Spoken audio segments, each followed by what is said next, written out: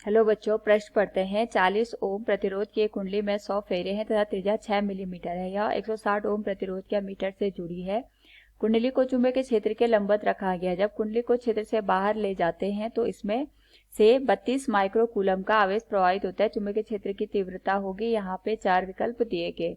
तो सर्वप्रथम हम यहाँ पे मुख्य अवधारणा का प्रयोग करेंगे और इस स्थिति में हमारे पास यहाँ पे जो मुख्य अवधारणा है वह है फैराडे का चुंबकीय प्रेरण का नियम, जिसमें हम ये देखते हैं कि हमारे पास जो भी यहाँ पे प्रेरित विद्युत विभव होता है इसका जो मान होता है ये होता है जो हमारे पास यहाँ पे चुंबकीय फ्लक्स है इसमें कितना परिवर्तन आता है समय के साथ साथ।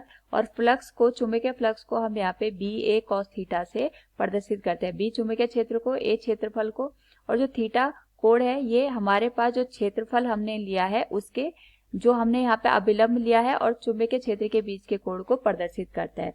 और यहाँ पे जो ऋणात्मक चिन्ह है ये लेंज नियम से हम यहाँ पे दिखाते हैं कि जो हमारे पास बताता है जो भी हमारे पास यहाँ पे प्रेरित विद्युत वाहक बल होगा उसकी जो दिशा होगी ये हमेशा यहाँ पे फ्लक्स के जो भी परिवर्तन आ रहा होगा उसका यहाँ पे हमेशा प्रतिरोध करेगा। तो प्रश्न में यहाँ पे हमारे पास कुंडली के जो प्रतिरोध दे रखा है 40 ओम दे रखा है और जो अमीटर का प्रतिरोध है 160 ओम के बराबर दे रखा है। तो सबसे पहले हम यहाँ पे देखेंगे, क्योंकि हमें आवेश का मान दे रखा है और हमें विद्युत वाहक बल पता है।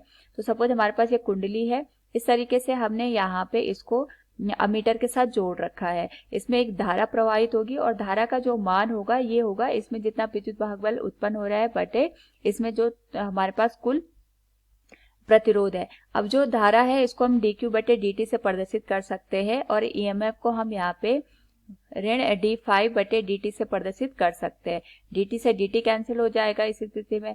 और हमारे पास यहाँ पे जो आवेश का मान है अगर हम इसको देखें तो ये आ जाएगा ऋण 1 बटे r।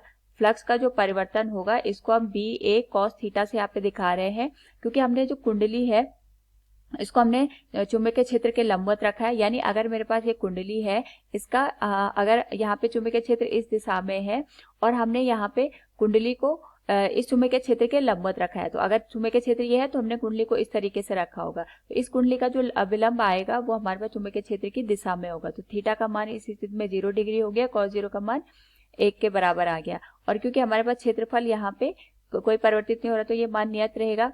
अब हम इसको यहाँ पे चुंबकीय क्षेत्र से बाहर लेके आ रहे हैं, यानी हमारे पास जो चुंबकीय क्षेत्र यहाँ पे प्रारंभिक स्थिति में रहा होगा उसका मान हमने b मान लिया और अंतिम स्थिति में चुंबकीय क्षेत्र 0 हो जाएगा। यानी ये कुंडली है जैसे हमारे पास, इसको हमने चुंबकीय क्षेत्र में इस तरीके से रखा है और कुछ समय बाद हम इसको चुंबकीय क्षेत्र से बाहर ले आते हैं तो जो बाहर का चुंबकीय क्षेत्र होगा इस कुंडली के लिए उस समय 0 हो जाएगा और प्रारंभ में हम इसको b के बराबर मान लेते हैं। अब इस स्थिति में हमारे पास जो धारा का यहाँ पे मान दे रखा है वो आवेश के संदर्भ में हमसे पूछा गया 32 माइक्रो कूलम का हमारे पास यहाँ पे आवेश प्रवाहित हो रहा है, तो हमको 32 गुणा 10 की घात ऋण 6 लिख सकते हैं। इस में हमारे पास यहाँ पे क्योंकि हमने ये जो सूत्र लिखा है ये एक ही यहाँ पे कुंडली के लिए लिखा है। अगर हम फेरों की संख्या 1 मान के चल रहे हैं, अगर हमारे पास यहाँ पे n फेरे आ जाते हैं तो जो हमारे पास यहाँ पे सूत्र है उसको हम n से गुणा कर देते हैं और यहाँ पे n का मान 100 के बराबर है। यह जाएगा 100 बटे जो कुल हमारे पास यहाँ पे प्रतिरोध है, एक तो यहाँ पे कुंडली का प्रतिरोध आएगा 40 और बाकी अमीटर का आएगा 160 के बराबर। और यहाँ पे हम इसका क्षेत्रफल लेंगे तो यह आ जाएगा पाई गुणा त्रिज्या हमारे पास 6 मिलीमीटर है जिसको हम लिखेंगे 6 गुणा 10 के ऋण 3 का वर्ग और यह आ जाएगा 0 ऋण हमारे पास b का मान हमें ज्ञात करना है। अगर हम इसको हल करें तो ये आएगा 32 गुणा 10 की घात ऋण 6 ऋण का हमारे पास धन हो जाएगा, ये आ जाएगा 100 बटे 200 गुणा 3.14 गुणा 36 गुणा 10 की घात ऋण 6 गुणा b के बराबर। अब हम इसको हल करें तो 0 से 0 हट गया हमारे पास। इसका जो मान आएगा ये आएगा 2 18 36 10 का ऋण 6 से 10 का ऋण 6 यहाँ पे हमारे पास हट जाएगा। b का मान आ जाएगा 32 बटे 3.14 गुणा 18 के बराबर। और इस स्थिति में हमारे पास यहाँ पे जो मान निकल के आएगा ये आएगा 0.566 टेस्ला। तो दिए गए विकल्पों में से अगर हम बात करें तो विकल्प डी सत्य हो जाएगा। उम्मीद आपको समझ में आया होगा। धन्यवाद।